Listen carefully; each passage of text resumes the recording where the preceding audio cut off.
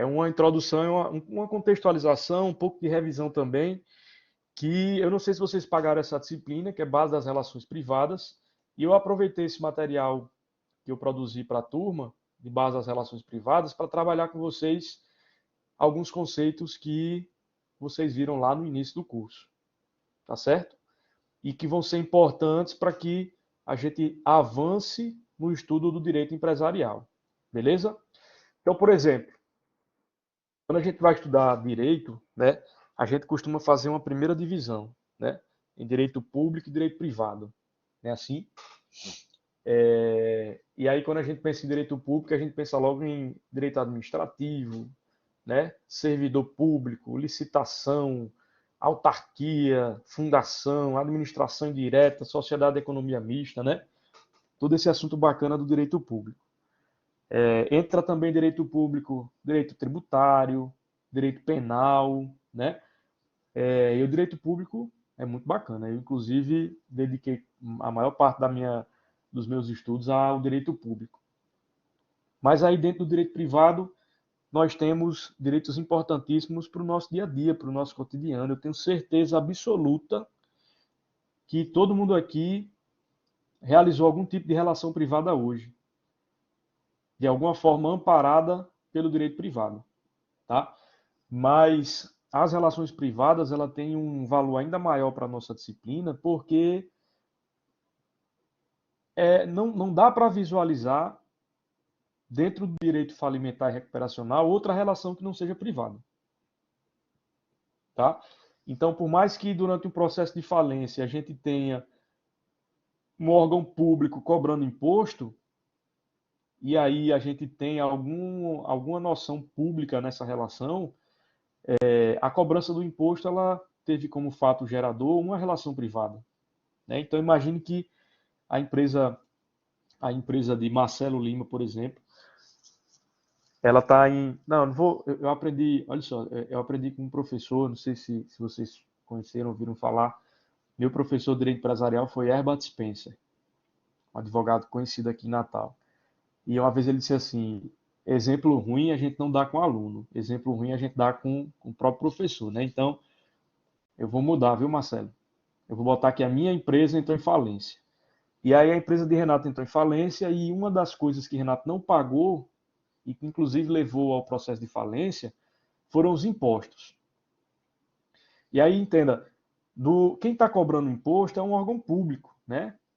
O Estado está cobrando o ICMS, ou o município está cobrando o ISS, né? Ou então é a Receita Federal que está cobrando uma contribuição previdenciária, enfim. Nós temos órgãos públicos cobrando impostos. Mas a relação privada que a minha empresa exerceu foi quem deu origem a esses impostos. Então, a gente não consegue fugir das relações privadas quando tratamos de direito falimentar e recuperacional. Tá? Então, a gente precisa resgatar esses conceitos de relações privadas para compreender melhor em que momento a nossa disciplina se insere. Tá certo? E aí pergunto, um casamento é uma relação privada? Quem aqui é casado? Quem aqui é casado mesmo, né? Casado no papel. Elaine é casada no papel. Elaine, você é casado no papel. Você, em função disso, vive uma relação privada em função desse casamento? Ou essa relação é pública?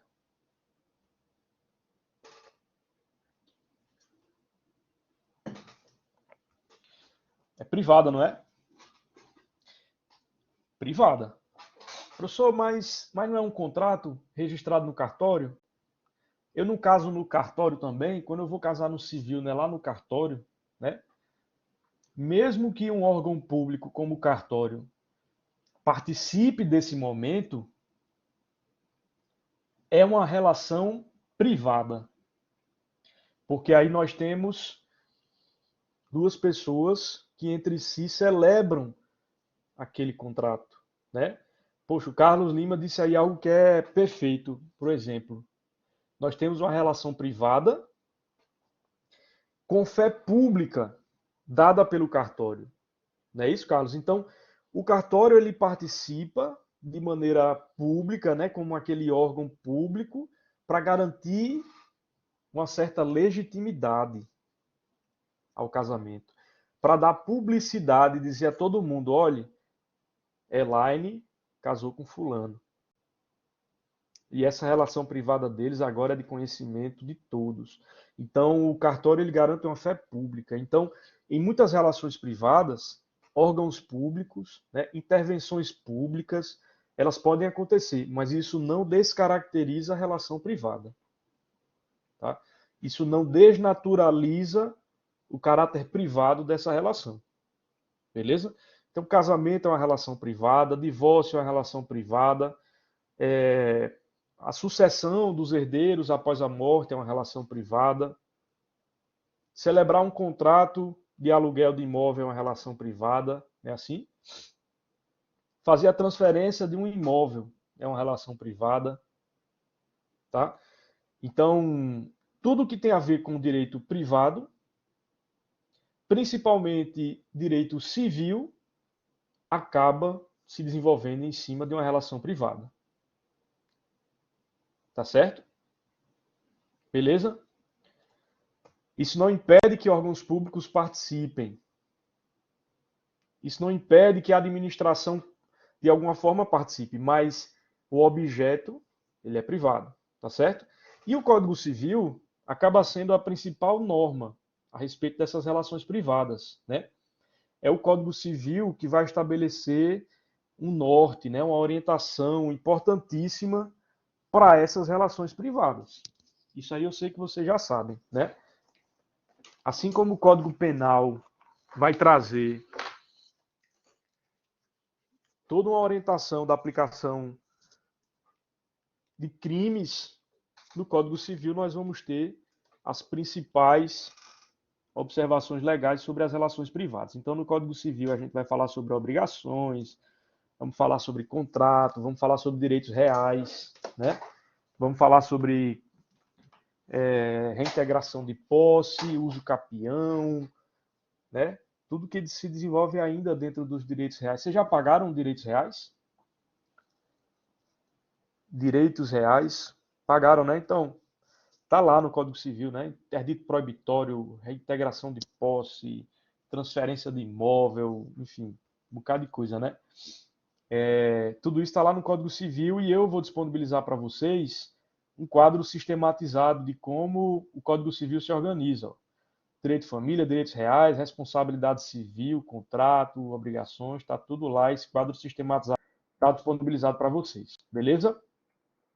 Associado ao Código Civil, nós temos essa siglazinha aí. Quem lembra o que é, hein? O que é que significa LINDB? LINDB. Quem lembra? LINDB. Lei de Introdução às Normas do Direito Brasileiro, né?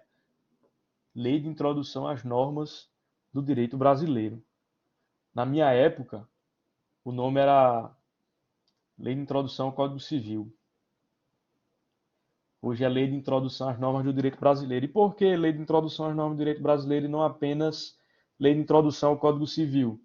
Porque aqui nós encontraremos um conjunto de normas sobre normas, que vai tratar de aplicação no tempo, no espaço, o sentido lógico das normas, as fontes, forma de elaboração e vigência, que não se aplica apenas ao direito civil.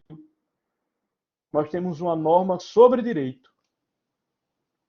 A gente aplica a lei de introdução à norma do direito brasileiro ao direito penal. A gente aplica a lei de introdução às normas do direito brasileiro ao direito do trabalho, ao direito eleitoral, né? Então é uma norma que se aplica a todos. Então, o que é que eu já quero que vocês estejam aí raciocinando? Nós vamos trabalhar o Código Civil na nossa disciplina? Sim. Exemplo, quando a gente for falar de falência e recuperação empresarial, a gente necessariamente vai falar de pessoas jurídicas. E onde é que a gente vai encontrar respaldo para falar de pessoa jurídica? No Código Civil, tá? A gente vai ver que existem leis específicas sobre falência, recuperação judicial, recuperação extrajudicial. Mas o conceito de pessoa jurídica, E alguns desdobramentos desse conceito a gente vai ter que buscar no Código Civil, tá certo? Então, por exemplo, vocês sabem o que é uma empresa limitada? Vocês sabem o que é uma sociedade limitada? Vocês lembram disso? Vocês estudaram esse conceito? O que é uma sociedade simples? O que é uma sociedade limitada? O que é uma sociedade anônima? Ou uma sociedade em conta de participação? Caramba, professor, eu não gostei dessa disciplina, vou ter que lembrar de tudo isso. De algumas coisas sim, tá? E aí vou dar um exemplo. A falência de uma sociedade simples é diferente da falência de uma sociedade limitada, tá? Por exemplo, na sociedade limitada, quem não lembra vai lembrar quando eu começar a falar, a responsabilidade patrimonial ela é exclusivamente da própria empresa. De modo que a responsabilidade patrimonial dos sócios, pessoa física, só podem ser alcançadas diante da desconsideração da personalidade jurídica daquela empresa. Na prática, o que é que significa? Na falência de uma sociedade limitada, primeiro eu vou buscar os bens da própria empresa e preservo os bens do sócio pessoa física, né, do sócio CPF. Né? Então, por exemplo, Renato tem uma empresa que entrou em falência. Para poder honrar as contas dessa falência, Renato vai se desfazer de todos os bens que estão em nome da empresa. Porque na sociedade de responsabilidade limitada, o carro em nome de Renato, a casa em nome de Renato e de sua esposa, não são patrimônios da empresa. Percebe? Então, para que durante a falência os meus credores eles atinjam o carro de Renato ou a casa em nome dele e da esposa, ele vai precisar desconsiderar a personalidade da empresa de Renato para aí sim alcançar os bens de Renato. Então, por isso que é importante a gente relembrar o que é uma sociedade limitada, porque quando a gente vai falar de falência, isso tem uma repercussão enorme, né? Porque ali eu tenho uma limitação ao patrimônio que responderá pela falência, considerando a empresa limitada, tá certo? Mas aos poucos a gente vai recordar esses conceitos para que a gente trabalhe com tranquilidade no decorrer do semestre. Mas o que é que eu quero passar para vocês hoje? Além dessa noção introdutória, eu quero que vocês relembrem um ponto importantíssimo sobre a lei de introdução às normas do direito brasileiro, que para mim é fundamental para estudar de maneira adequada falência e recuperação judicial, que é interpretação das normas. Tá? O nome mais chique é o quê? Hermenêutica. Né? Como é que a gente entende, interpreta e compreende a norma? Por que eu acho que isso é importante para o nosso estudo? Por uma razão muito simples. Pergunto. Jaqueline, você sabe interpretar a lei? Fernanda, você sabe interpretar a lei? Adilson sabe interpretar a lei? Elaine, Ingrid, vocês sabem interpretar a lei?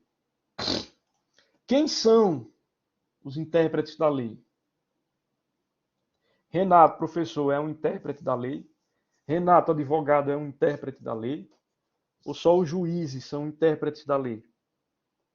Terceira pergunta, que não está aí, que eu vou fazer agora, porque eu gosto de polemizar. Tá? Próxima aula próxima aula eu vou fazer uma enquete para saber quem vota em Lula e quem vota em Bolsonaro. Só para a gente fazer o moído aqui. Só o professor que não vai votar, porque vocês nunca vão saber se eu sou a favor de Bolsonaro ou de Lula. Segredo de Estado. E aí, o STF interpreta bem a lei?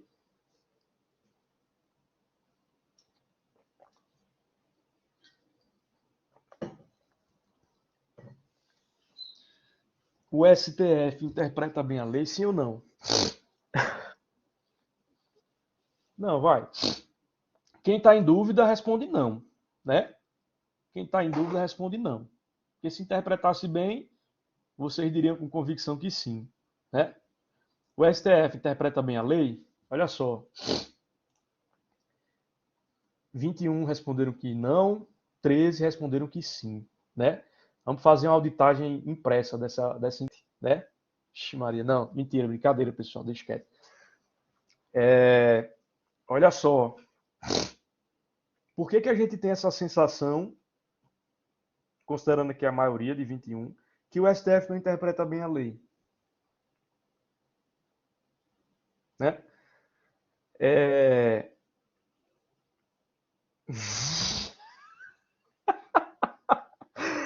A Adriana já viu ali que eu acesso o G1, né?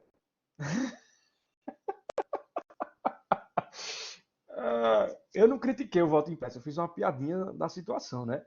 Todo mundo tá brincando com o voto impresso hoje. E deixa eu dizer, eu acesso o G1 e a CNN, né? Porque são os canais que mais rápido dão as informações. Eu pego a informação e filtro minha informação. Minha gente, eu vou fechar isso aqui. Eu não quero vocês vendo o que eu acesso, não. Olha só, por que a gente tem essa sensação de que o STF não interpreta bem a lei, né?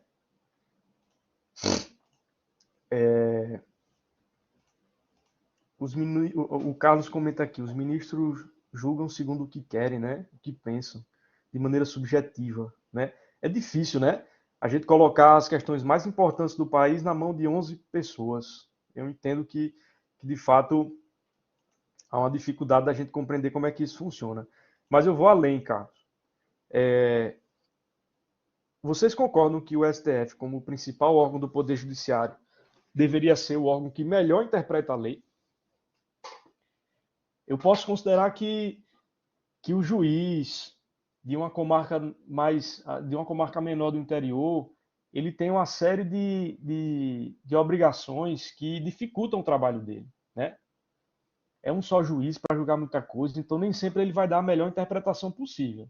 Mas, pô, o STF tem como missão guardar a Constituição, né?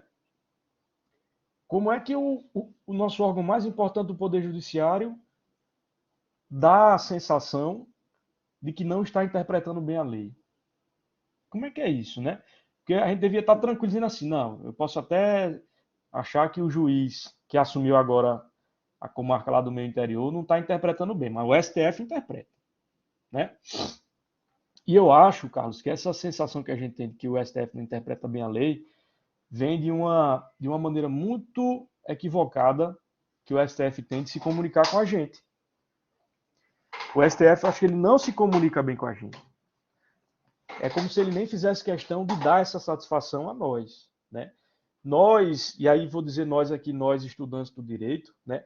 A gente ainda tem um certo privilégio porque a gente entende um pouco do mundo jurídico e aí consegue compreender algumas coisas que vêm do STF.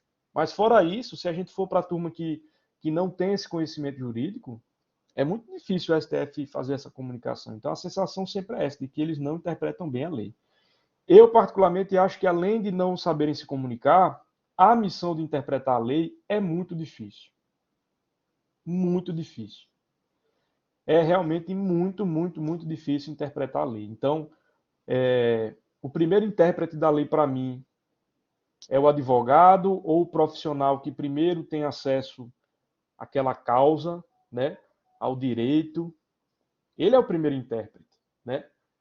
É a primeira pessoa que vai dizer, não, aqui você tem alguma vantagem. Aqui você tem chance de ganhar alguma coisa. Então, não, aqui você vai perder, amigo. Então, o primeiro intérprete da lei acaba sendo o advogado, né? E aí, no segundo momento, a gente tem a pessoa do outro lado do processo que vai interpretar agora pela segunda vez a lei. Dizer assim, olha, o que aquele advogado pensou no início tem nada a ver. Está todo mundo errado, né? Depois a gente passa por uma terceira interpretação, que vai ser o juiz da causa, né? Depois vai para uma quarta interpretação que vem no recurso.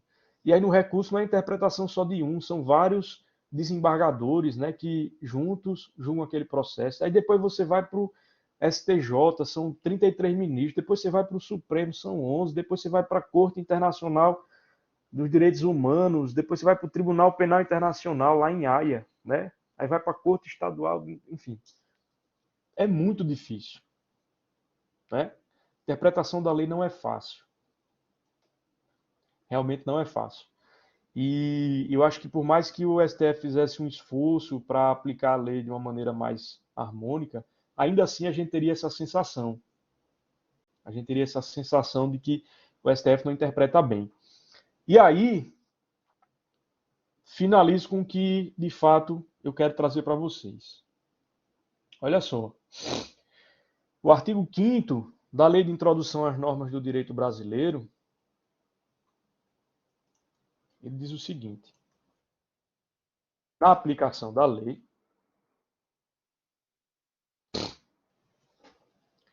o juiz deverá atender aos fins sociais